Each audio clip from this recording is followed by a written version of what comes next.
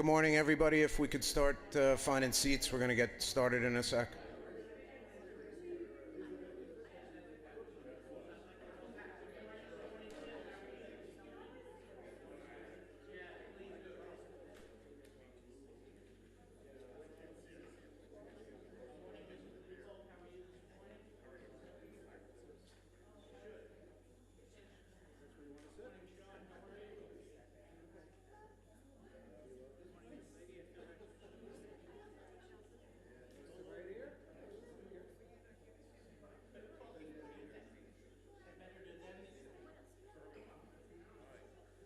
All right, good morning, everybody. If there's anybody who I haven't met yet, I'm Stu Comboy. I'm the president, the current president right now. If we haven't met, please find me after. Thank you all for coming. We have over the 21 persons required per the Constitution for the meeting. So just a quick outline of what we're going to do. We're going to first vote on the security assessment. It has to be voted on separately from the budget. Then we're going to have Paul present the budget after we've voted on the security assessment, and then we'll take questions on the budget and vote. So the current security assessment increase for 25-26 is $25. That makes it $125 up from $100. So I'll need a motion for that.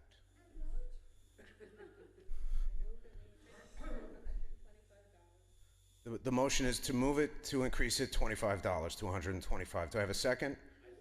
Rich? Do I have any discussion or questions on that? All right. Can I see all the no's for the increase?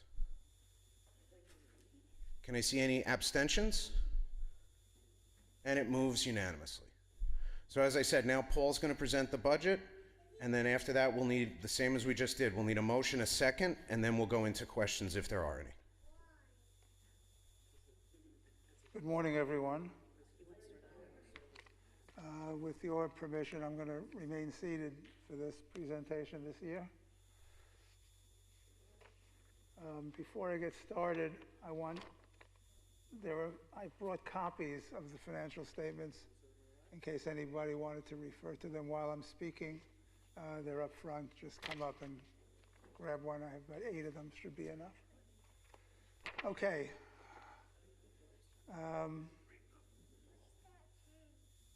The financial statements have been seen and reviewed, and the format has changed to be more user-friendly this year. I think it came across okay. Got a nice response for this year. Just to review the columns, the activity for the fiscal year beginning July 1st, 2024 and ending June 30th, 2025 showed a profit of almost $14,000, largely due to a bequest by a former member of $100,000. So we really operationally still showed, we still had a deficit. Our actual, comparatively, for the year ending June 2024, we had a major profit of $558,000. That was largely due to the sale of the house on Virginia Court. So we had a deficit. If you take that out, we also had a deficit that year as well, as we do every other year. Last year's budget was made to be a zero budget. This year's is not, and I'll explain why in a moment. The current budget is showing an anticipated deficit of just over $135,000, and I want to elaborate on what makes up those, what makes up the numbers. The two. Yes, I'll try. I'm a little hoarse. Let me take some vodka and see what happens.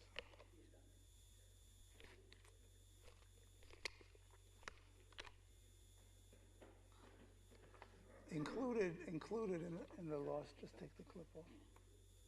Included in the loss, the projected loss for this coming year are 2 major items that are non-recurring, with any luck at all. One is a major repair to our roof that will and is costing $57,000. And we also have a marketing consultant who will be dealing with us at a cost of $15,000. So that's almost $75,000. Take that off the deficit, it's about 60, which is, in my mind, unfortunately, it's still a deficit, but it's decent for operations. If we didn't have the school, we would have a deficit of close to 300,000. So thank you to the school for that. Changes in the forecasted budget. High holiday ticket sales, we anticipate an increase, and we've already seen that because we're back and COVID's gone, hopefully for the next month or so at least. And more people are coming back to shul where they belong. Room rental charges are up just because we have so many people wanting to use our facilities, wanting to use the gym. And Rita is doing an excellent job on coordinating, and we're pretty much at full capacity with that. The tenant, as I mentioned, the rent is up because of their previous lease, so that's about $246,000 that we are very grateful to have. And as I always do, I want to thank the members of that committee who have kept the tenant very happy, and they can, as long as they continue to pay the rent, the rest of us are happy too. And that's, in addition to the committee, Rita is again doing a fabulous job in goodwill and taking care of their needs. I also want to thank our office and maintenance staff who always keep an eye on our costs, our supplies, our repairs. They don't just arbitrarily, leave the lights on 24/7. Things are done to try to keep the expenses at a minimum. It's not easy, and it's sometimes successful and sometimes not, but that's life here. On the other side of the ledger, it's members' dues are projected to be down a little bit this year, partially due to the attrition over the past few years, where if you look around, while we're all very youthful in style, we're all getting older, and some people won't be here next year. By one way or another, hopefully they will just be moving to a different community. Take that as you will. So I projected dues to be down a bit, not a whole lot, but enough. And the budget already reflects the increase in dues of $25, which was passed by the board at the last board meeting. And you've already gotten your statement, so you know about that one anyway. The dues increase total for the year is only $3,400 because it's $25 is the full 100% membered price, but that's prorated by our innumerable member categories, which some people are charged $10, some are charged $4, so the increase is not a straight 25. The security fee increase is not prorated, and that will yield about $5,000 extra for the year.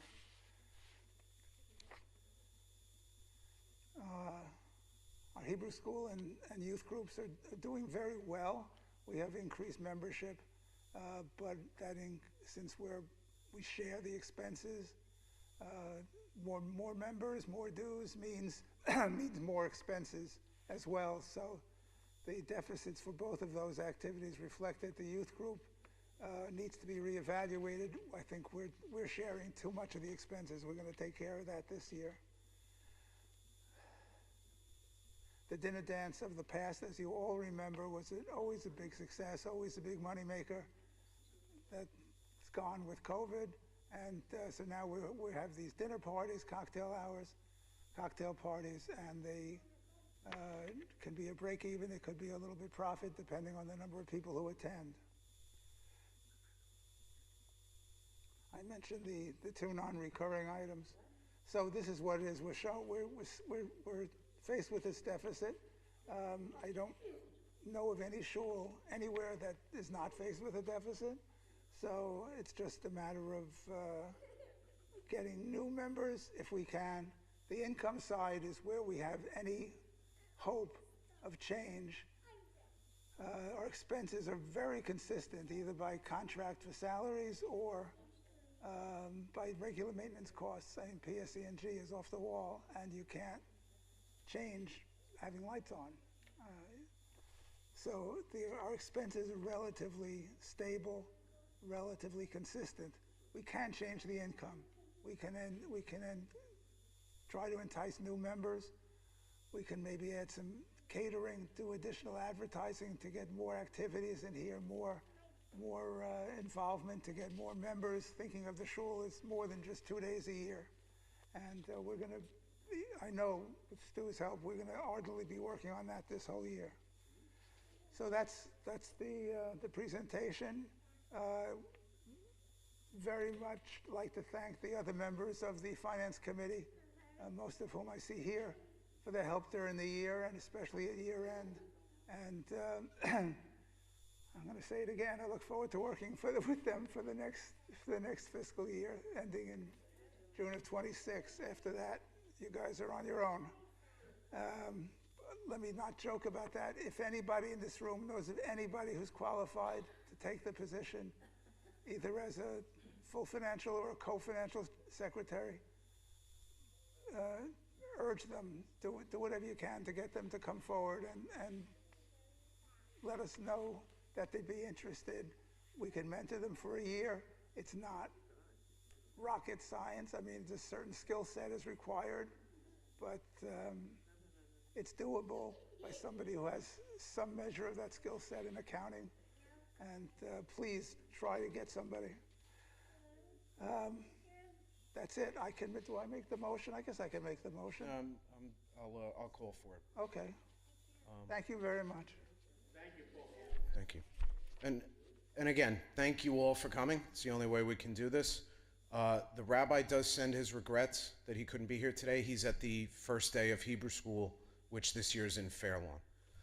I also have to thank the entire Finance Committee for their hard work on this, and especially Paul for how many years of just dedicated service to our financial health. Thank you. Thank you for all your hard work.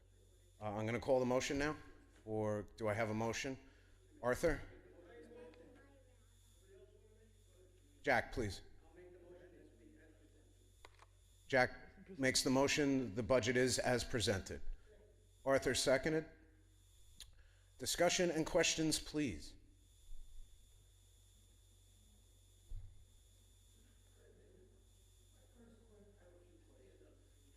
Do you want to come to the podium so I don't have to repeat the questions? Okay.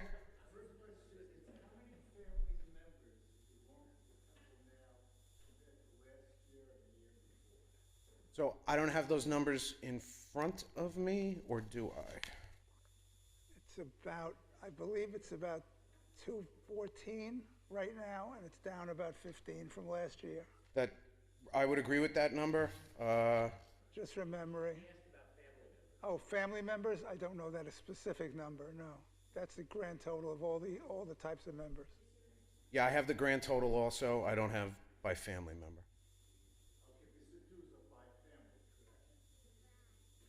Sorry? I couldn't hear you. Dues are charged to each category of members that we have. That includes singles, non-residents, associates, legacies. At a different rate. Only the family unit is charged 100%. So a single member is not charged 100, and a non-resident is not charged 100. I don't have those details in front of me, but. What has been the decrease from last year to this year or the year before that? In the total number of units, I believe, are about 10 to 15 each year, 10 to 15 units each year, for various reasons. My next question is, you have a negative balance of 135,400 something, is that correct? That's correct. That's the anticipated deficit. What's the negative balance last year? That's estimated, correct? Of course, it's the proposed budget. Last year's balance was a negative balance? Last year's budget was a zero budget at the request of the membership, and we felt this year it wasn't a fair presentation because we did not knowing about the the bequest from the former member, we anticipated a deficit, and this year we all felt it was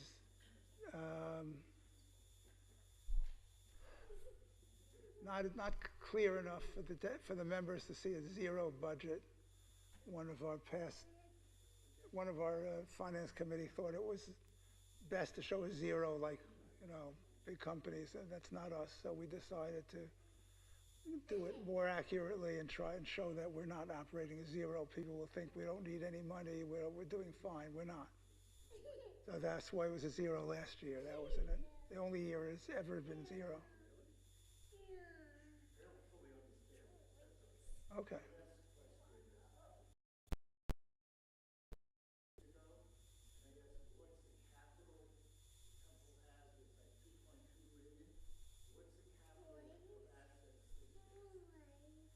Hold on.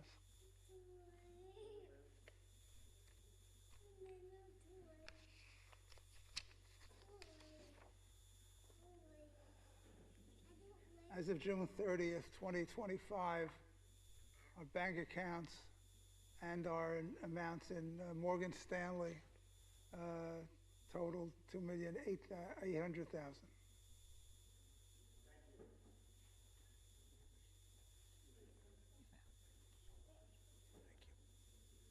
Howard? I have a big mouth, so I'm going to stand right here. First of all, Paul, thank you very much for all these years of doing this work. This is very tedious and thankless work. So first of all, thank you. And I don't know if anyone is ever going to take over for you.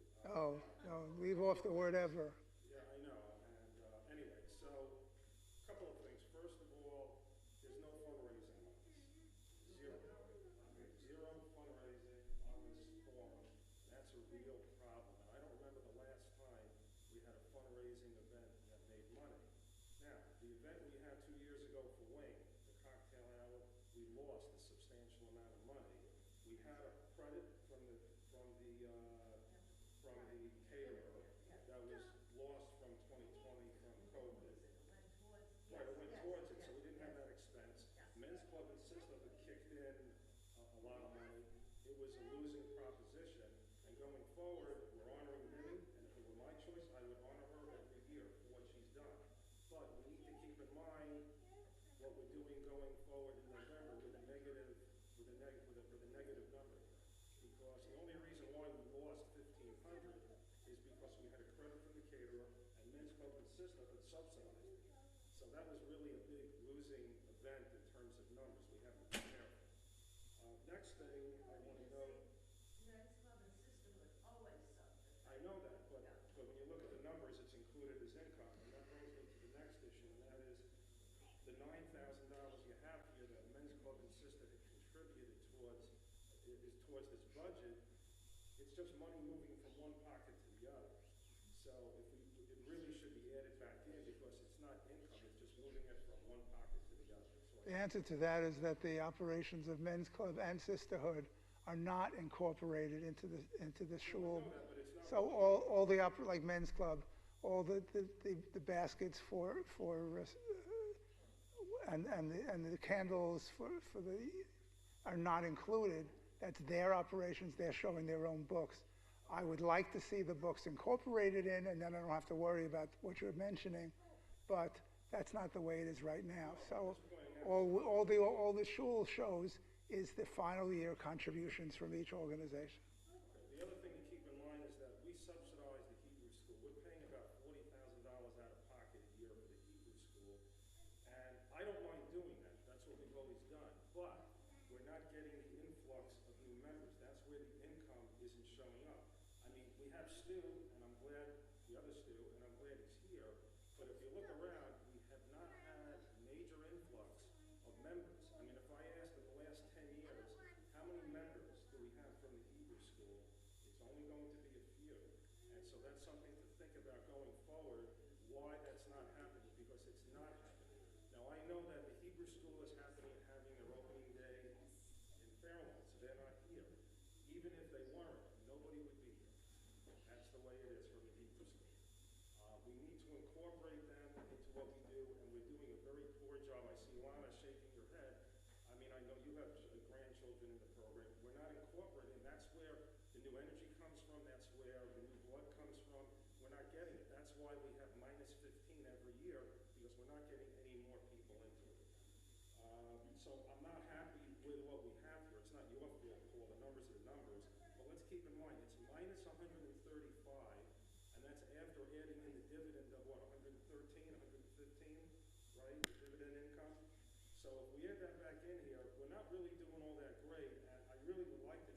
see us try to get some of these expenses down and try to get the Hebrew school in, because you can't survive. I wouldn't want to operate this business. I'm glad this is not my business. I don't want to lose $100,000 a year. That's a bad way to operate. I know all the schools are having trouble, but I think collectively we need to think about what we're doing here so that it's not a negative number and it's not a zero number because someone was gracious enough to bequeath us some money. And again, Paul, thank you. I just want to address your Hebrew school comment. You should know that it's very much on the table for the board to work on this year.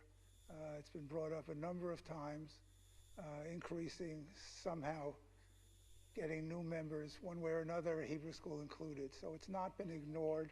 It's just a process, and we have to work on that. But it's definitely on the table, as Stu can tell you. Any other discussions or questions? Yes, I have a small question about, specific question about the blocks around the building. So first question, who paid for them and how they were financed? And second, even more specific, these 2 blocks in front, like, what they supposed to be prevented from? Is it like car driving into building or, I mean, I don't So- want them to show like people like. So the only part I can address parliamentarily is the budget question you just asked. We can talk after this about any security questions you have, but those were paid 100% with Homeland Security grant funds. No money was paid by the synagogue. Anybody else? About these particular blocks, who decided to put them there? That's not part of the budget. We can talk about that after. Any other questions or discussion? Not seeing any, I'm going to call the motion. Can I see hands for who is voting no? I see 1. Can I see hands for who is abstaining? I see 3. The motion passes. Since you only had a motion maker and a seconder, which would be 2 in favor, since you have 1 against and 3 abstaining, I would suggest that you call all those who are in favor, so you don't have a count. Thank you. Can I see all in favor? Lana, do you need me to do the count or? Yeah. I can look at the attendance list and subtract. Yeah, we passed with the 21. Thank you, Arthur. All right, everyone, thank you so much for coming. And are there refreshments in the chapel? Refreshments in the chapel? Chapel, and also just a reminder, if anybody would like to assist us during the high holidays for either the children's program or ushering, please let Eileen or I know, and we appreciate all those who are willing to assist.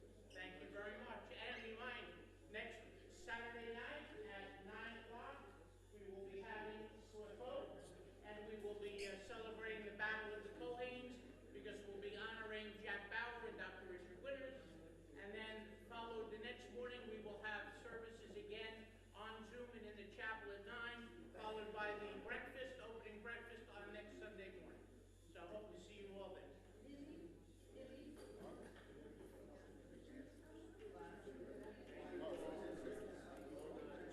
Thank you so much.